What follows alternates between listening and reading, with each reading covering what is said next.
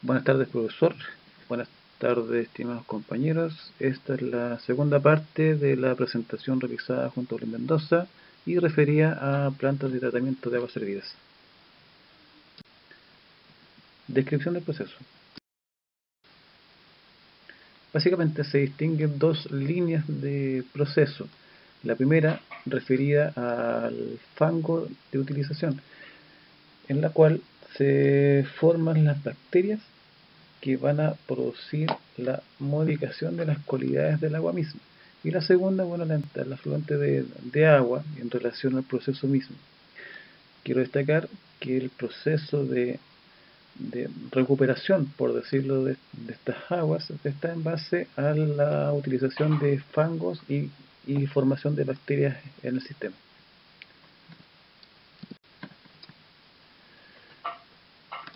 El proceso, perdón, básicamente consta de la siguiente etapa. Primera etapa de ingreso del agua a la planta. La segunda etapa es la etapa de aireación, en donde a través de equipos sopladores se le inyectan aire, por decirlo, a los estanques de proceso mismo. Posteriormente, esa misma agua pasa a un estanque de sedimentación, que es la que se encarga de separar los sólidos que quedan en esta agua residual. La última etapa del ciclo de agua es la de desinfección, mediante un proceso de cloración y medición de características como pH, por ejemplo. eh, Se le inyectan o extraen estas cualidades. Si hablamos proceso de desinfección, básicamente es por la inyección de cloro, aunque existen otros sistemas también de desinfección. Destaco que en la etapa de sedimentación, esos lodos que se van formando en el sistema parten o son redirigidos a una etapa de digestión, que es básicamente donde eh, se, se forman las bacterias y se multiplican para el tema de la aireación misma. Lo anterior está regido por ciertos parámetros normalizados, que la norma nacional lo distingue. Esta página tiene relación con ese detalle, donde aparecen los análisis de las aguas, las características que estas aguas deben tener una vez realizado el proceso. Características de construcción. Existen infinidad de tipos de plantas y todas ellas van a depender de las características de terreno y de proceso. Además quiero mencionar de las cantidades de agua a procesar. ¿Ya? Existen las plantas de tratamiento de agua potable, agua servida, en donde existen diversas cámaras y metodologías de trabajo. Existen también aquellas plantas que son más o menos básicas, pero que cumplen la misma finalidad. La diferencia es que son de carácter transportable, ocupan menos espacio, y eso en general depende de la planta, perdón, del proceso mismo, de los requerimientos del proceso. En este caso vamos a tratar de una planta que es prefabricada para montarla en un lugar determinado donde el cliente lo necesite. Destaco que es una planta básica con ciertos parámetros eh, como para poder trabajar la idea. Insisto, la determinación, los tamaños y el proceso final va a depender de los requerimientos del cliente, los requerimientos del sistema. Características del proceso. Este es un proceso que consta de varias etapas y cada etapa está siendo trabajada por cámaras y motobombas de impulsor dentro de todo el sistema mismo. Se destaca o se puede ver acá el ingreso de las aguas servidas, que pasa a través de un estanque primario, que es un estanque acumulador de aguas servidas, son las aguas que llegan. Anteriores al ingreso de estas aguas, apreciamos un equipo triturador que es el encargado de moler en cierta forma, por decirlo de alguna forma, los sólidos que pueden ingresar al sistema. Una vez que esta agua ingresa a la cámara de estanque primario, ese le va al sistema mismo, al proceso mismo, o a las cámaras de proceso. Primero tenemos el estanque de aireación, en cual se le inyecta aire a presión a través de un sistema de difusores, y la finalidad de este estanque es la formación de bacterias en el sistema.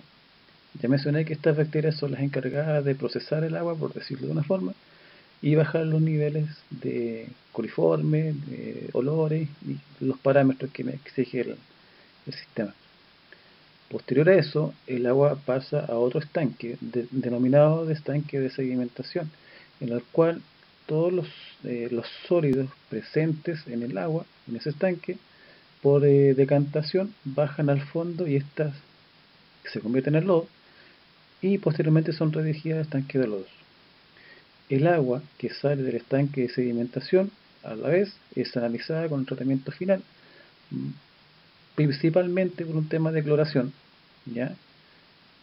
Y llega a un estanque de agua tratada, y por lo tanto a la salida del sistema. Esta agua que sale se denomina agua tratada. Otra etapa importante son las unidades de aireación, que como mencioné son las encargadas de inyectar aire a presión a los dispositivos de aireación instalados en los estanques. Por último, el lodo, que ya fue decantado, gran parte de ese lodo es reincorporada al estanque de aireación por un tema de formación de bacterias. Es un lodo enriquecido en cierta forma.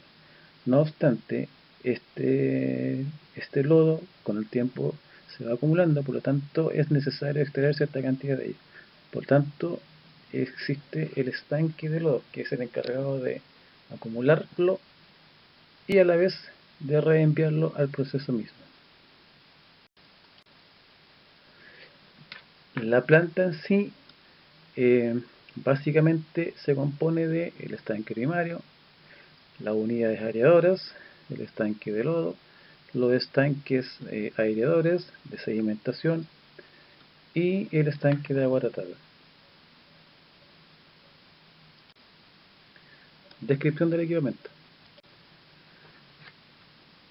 El sistema consta de varios elementos, entre ellos puedo mencionar los equipos de aireación o los sopladores, que son los encargados de suministrar el aire al sistema. Estos aireadores inyectan aire a presión a los equipos difusores que están digamos, en el interior de las cámaras mismas. La finalidad es ingresar o oxigenar el agua que está en ese estanque. Motobombas básicas para el transporte del agua están separadas según su modelo: bombas de lodo y bombas de agua tratada. La diferencia de ellas, aparte de las características de potencia y de caudal, se distinguen los pasos de sólido. Vale decir, las bombas de lodo tienen un paso de sólido mayor que las bombas de agua tratada. Se entiende que el agua tratada no debería tener partículas en suspensión. No así las bombas de lodo o el agua que está involucrada en el lodo. Por lo tanto, esta agua sí tendría partículas. Por eso el paso es mayor. Equipos difusores son los encargados de inyectar aire a presión a las cámaras de aireación.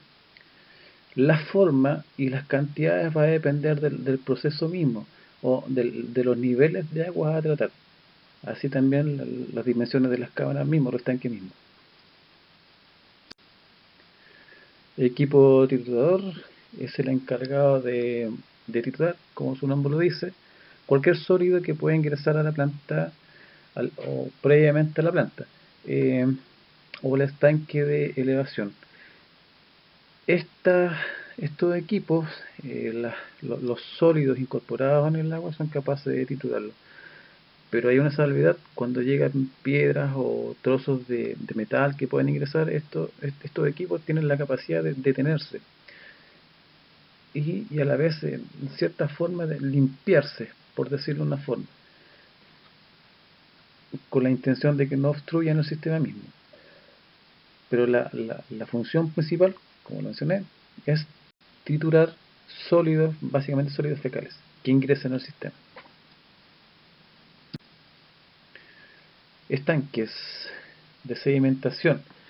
El estanque previo a la etapa de salida del agua tratada, ya que es donde básicamente por decantación se acumulan los lodos del sistema. Y este lodo también, como mencioné, es reingresado a la planta misma, al sistema mismo, porque ya se supone que es un lodo enriquecido, con la formación de bacterias. Esta presentación, esta pantalla muestra básicamente el proceso y la cantidad de estanques que existen. Estanque de lodo, el estanque digestor, donde se genera la aireación, estanque de sedimentación, donde está la decantación del lodo, y el estanque de acumulación del agua tratada a la salida del proceso. El estanque de agua tratada puede ser metálico, puede ser de fibra, y según la forma que se requiera en el sistema. Este estanque cumple solamente la función de acumulación del agua tratada. Por lo tanto, el sistema de impulsión o de vaciado de él va a depender de los requerimientos del cliente. Medidor de flujo, elemento esencial para determinar la cantidad de líquido que está fluyendo o que está saliendo por el sistema, y en base a esa cantidad activar una bomba inyectora, en este caso puede ser de cloro, en la cual va a inyectar cloro al sistema ya o al agua tratada, pero de acuerdo a la cantidad de agua que vaya el sistema entregando. PLC. En este caso, el tablero de control, toda la lógica de control es a través de un sistema lógico, programable, ya que me permite generar múltiples funciones y características al proceso y modificarlo de acuerdo a los requerimientos a futuro, sin necesidad de entrar en gasto o modificaciones al circuito mismo, circuito físico mismo. Documentación. El proyecto en sí, dentro de todas las características, está la etapa de documentación. En ellas se manifiestan y se ingresan todos los elementos, componentes, procesos y características que el sistema va a tener, ¿ya? Desde la distribución o los detalles constructivos del tablero principal, o tablero de control, como en este caso, en donde tenemos la distribución de los elementos y características digamos, internas del elemento mismo, del tablero mismo, sistema de protección y de control y la distribución de estos. Los diagramas de fuerza, en ellas se aprecian cuál va a ser la distribución y el modo de conectar de los dispositivos que el sistema involucra, en este caso que el tablero conlleva, ¿ya? Los diagramas de conexión de fuerza de los distintos equipos, en este caso motores, ¿ya? Motores de motobombas y así motores de soplador de inyector de aire, entre otros. Lógica de control, documento necesario el cual determina las características de funcionamiento del sistema. En ellas se especifican los tiempos de funcionamiento, características de funcionamiento, sistema de control que este conlleva, forma de funcionamiento en sí de la planta. Esta lógica de control es la necesaria para preparar ya sea los programas que el PLC va a tratar en este caso. Diagrama de control. Esta etapa está ligada a la anterior debido a que es consecuencia de los requerimientos de programación. Diagrama de control nuevamente. pero abocada a la interconexión de los dispositivos físicos que el tablero tiene, sean relé, sean selectores, sean contactores, sean borneras, sean dispositivos sensores, en fin.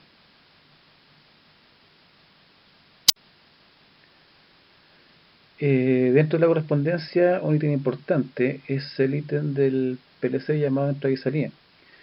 Ella es la responsable de mantener la diferenciación o la caracterización de cada contacto que el sistema de control lógico incorpora, tanto en las entradas como en sus salidas.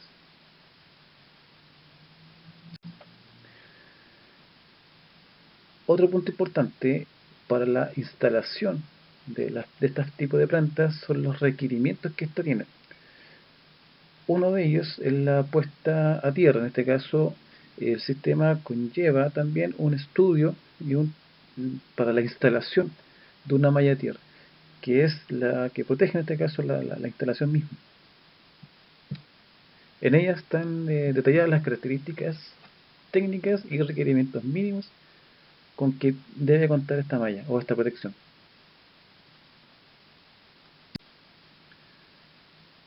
Manual de operaciones, otro documento que se entrega junto con el sistema. En él se describe básicamente el sistema y la forma de manejarla de esta planta, tanto en sus procesos mismos, los tiempos de proceso, forma de trabajar los procesos y además la etapa de mantención.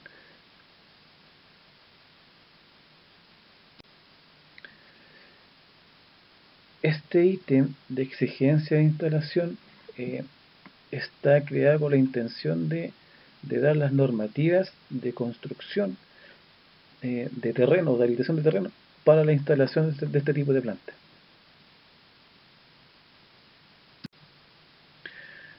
Y esta fue nuestra presentación. Mi nombre es Juan Marambio. Muchas gracias.